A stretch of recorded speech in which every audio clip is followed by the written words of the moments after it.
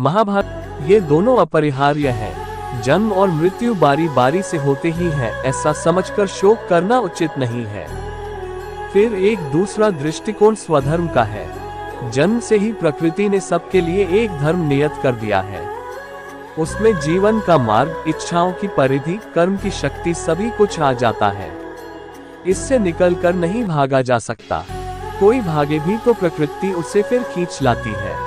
इस प्रकार काल का परिवर्तन या परिमाण, जीव की नित्यता और अपना स्वधर्म या स्वभाव जिन युक्तियों से भगवान ने अर्जुन को समझाया है, उसे उन्होंने सांख्य की बुद्धि कहा है। इससे आगे अर्जुन के प्रश्न न करने पर भी उन्होंने योग मार्ग की बुद्धि का भी वर्णन किया। ये बुद्धि कर्म या प्रवृत्ति मार्ग के आग्रह की बुद्धि है। इसमें कर्म करते हुए कर्म के फल की आसक्ति से अपने को बचाना आवश्यक है। कर्मयोगी के लिए सबसे बड़ा डर यही है कि वह फल की इच्छा के दलदल में फंस जाता है, उससे उसे बचना चाहिए। अर्जुन को संदेह हुआ कि क्या इस प्रकार की बुद्धि प्राप्त करना संभव है। व्यक्ति कर्म करे और फल न चाहे तो उसकी क्या स्थिति होगी, यह एक व्यावहारिक शंका थी। उसने पूछा कि इस प्रकार का दृढ़ प्रज्ञा वाला व्यक्ति जीवन का व्यवहार कैसे करता है। आना जाना, खाना पीना, कर्म करना, उनमें लिप्त होकर भी निर्लिप्त कैसे रहा जा सकता है। कृष्ण ने कितने ही प्रकार के बाह्य इंद्रियों की अपेक्षा मन के संयम की व्याख्या की है।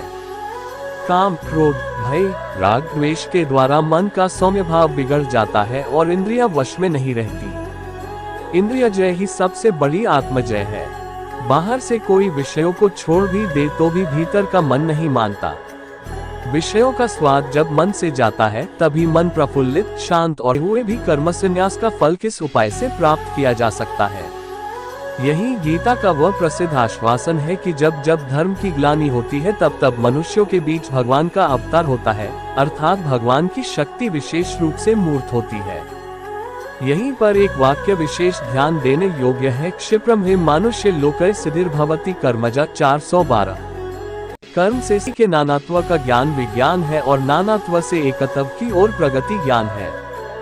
ये दोनों दृष्टियां मानव के लिए उचित है। इस प्रसंग में विज्ञान की दृष्टि से अपरा और परा प्रकृति के इन दो रूपों की जो सुनिश्चित व्याख्या यहाँ गीता ने दी है, वह अवश्य ध्यान देने योग्य है। अपरा प्रकृति में 8 तत्व हैं: पंचभूत, मन, बुद्धि और अहंकार। जिस अंश से मानव का जन्म होता है उसमें ये 8 रहते हैं, किंतु ये प्राकृत सर्ग है, अर्थात ये जड़ है। इसमें ईश्वर की चेष्टा के संपर्क से जो चेतना आती है उसे परा प्रकृति कहते हैं, वही जीव है। 8 तत्वों के साथ मिलकर जीवन 9वां तत्व हो जाता है। इस अध्याय में रूपों में उसी एक देव तत्व की उपासना की जाती है। वे सब ठीक हैं, किंतु अच्छा यही है कि बुद्धिमान मनुष्य उस ब्रह्म तत्व को पहचाने जो अध्यात्म विद्या का सर्वोच्च शिखर है।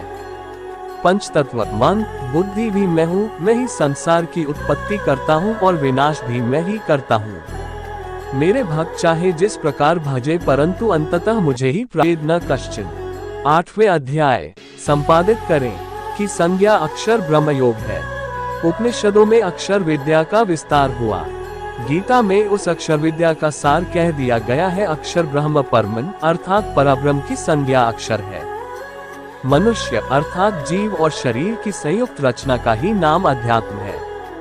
जीव से युक्त भौतिक देह की संज्ञा अक्षर है और केवल शक्ति तत्व की संज्ञा आधिदैविक है। देह के भीतर जीव, ईश्वर तथा भूत, ये 3 शक्तियां मिलकर जिस प्रकार कार्य करती हैं उसे अधियज्ञ कहते हैं। गीताकार ने 2 श्लोकों में 8, 3-4 इन 6 परिभाषाओं का स्वरूप बांध दिया है।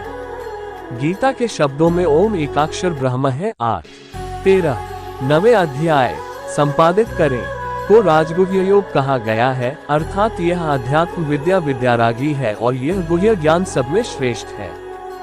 राजा शब्द का एक अर्थ मन भी था, अतएव मन की दिव्य शक्तिमयों को किस प्रकार ब्रह्म में बनाया जाए, इसकी युक्ति ही राजविद्या है। इस क्षेत्र में ब्रह्म तत्व का निरूपण ही प्रधान है, उसी से व्यक्त जगत का बारंबार निर्माण होता है। वेद का समस्त कर्मकांड यज्ञ, अमृत और मृत्यु 11वें अध्याय और संपादित करें का नाम विश्वरूप दर्शन योग है। इसमें अर्जुन ने भगवान का विश्वरूप देखा। विराट रूप का अर्थ है मानवीय धरातल और परिधि के ऊपर जो अनंत विश्व का प्राणवंत रचना विधान है, उसका साक्षात दर्शन। विष्णु का जो चतुर्भुज रूप है वह मानवीय धरातल पर सौम्य रूप है। जब अर्जुन ने भगवान का विराट रूप देखा तो उसके मस्तक का विस्फोटन होने लगा। दिशो न जाने न लभे च शर्म, ये ही घबराहट के वाक्य उनके मुख से निकले और उसने प्रार्थना की कि मानव के लिए जो स्वाभाविक स्थिति ईश्वर ने रखी है वही पर्याप्त है। 12वें अध्याय का नाम भक्ति योग है, जो जानने योग्य है, जिसको जानकर मनुष्य परमानंद को प्राप्त हो जाता है, अर्थात वो परमात्मा ही सत्य है। 13वें अध्याय संपादित करें में एक सीधा विषय क्षेत्र और क्षेत्रज्ञ का विचार है। ये शरीर क्षेत्र है, उसका जानने वाला जीवात्मा क्षेत्रज्ञ है। 14वें अध्याय संपादित करें का नाम गुणत्रय विभाग योग है। यह विषय समस्त वैदिक, दार्शनिक और पौराणिक तत्व चिंतन का निचोड़ है। सत्व, रज, तम नामक 3 गुण त्रिकों की अनेक व्याख्याएं हैं। गुणों की साम्यावस्था का नाम प्रधान या प्रकृति है। गुणों के वैषम्य से ही वैकृत सृष्टि का जन्म होता है।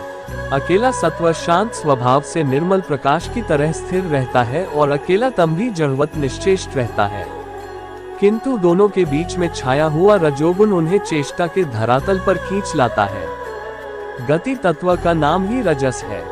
15वें अध्याय संपादित करें का नाम पुरुषोत्तम योग है।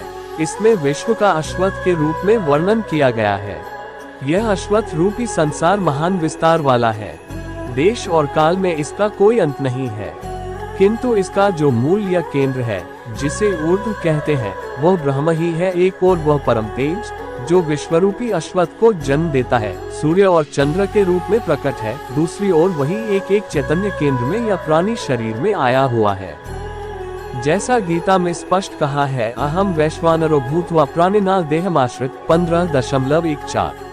वैश्वानर या प्राणमय चेतना से बढ़कर और दूसरा रहस्य नहीं है। नर या पुरुष 3 है, क्षर, अक्षर और अव्यय। पंचभूतों का नाम क्षर है, प्राण का नाम अक्षर है और मंस तत्व या चेतना की संज्ञा अव्यय है। इन्हीं 3 नरों की एकत्र स्थिति से मानवी चेतना का जन्म होता है। उसे ही ऋषियों ने वैश्वानर अग्नि कहा है। 16वें अध्याय संपादित करें में देवासुर संपत्ति का विभाग बताया गया है। आरंभ से ही ऋग्वेद में सृष्टि की कल्पना दैवी और आसुरी शक्तियों के रूप में की गई है। ये सृष्टि के द्विविरुद्ध रूप की कल्पना है, एक अच्छा और दूसरा बुरा, एक प्रकाश में दूसरा अंधकार में, एक अमृत दूसरा मर्त्य, एक सत्य दूसरा अनृत। 17वें अध्याय संपादित करें की संज्ञा श्रद्धात्रय विभाग योग है। इसका संबंध सत, रज और तम इन 3 गुणों से ही है, अर्थात जिसमें जिस गुण का प्रादुर्भाव होता है उसकी श्रद्धा या जीवन की निष्ठा वैसी ही बन जाती है। यज्ञ, तप, दान, कर्म ये सब 3 प्रकार की श्रद्धा से संचालित होते हैं। यहाँ तक कि आहार भी 3 प्रकार का है। उनके भेद और लक्षण गीता ने यहाँ बताए हैं। 18वें अध्याय संपादित करें कि संज्ञा मोक्ष संन्यास योग है। इसमें गीता के समस्त उपदेशों का सार एवं उपसंहार है। यहाँ पुनः बलपूर्वक मानव जीवन के लिए 3 गुणों का महत्व कहा गया है। पृथ्वी के मानवों में और स्वर्ग के देवताओं में कोई भी ऐसा नहीं जो प्रकृति के चलाए हुए इन 3 गुणों से बचा हो। मनुष्य को बहुत देख भाग कर चलना आवश्यक है, जिससे वह अपनी बुद्धि और वृत्ति को बुराई से बचा सके और क्या कार्य है क्या अकार्य है इसको पहचान सके। धर्म और अधर्म को, बंध और मोक्ष को, वृत्ति और निवृत्ति को जो बुद्धि ठीक से पहचानती है वही सात्विकी बुद्धि है और वही मानव की सच्ची उपलब्धि है। इस प्रकार भगवान ने जीवन के लिए व्यवहारिक मार्ग का उपदेश देकर अंत में ये कहा है कि मनुष्य को चाहिए कि संसार के सब व्यवहारों का सच्चाई से पालन करते हुए जो अखंड चैतन्य तत्व है, जिसे ईश्वर कहते हैं, जो प्रत्येक प्राणी के हृदय या केंद्र में विराजमान है, उसमें विश्वास रखे, उसका अनुभव करे। वही जीव की सत्ता है, वही चेतना है और वही सर्वोपरि आनंद का स्रोत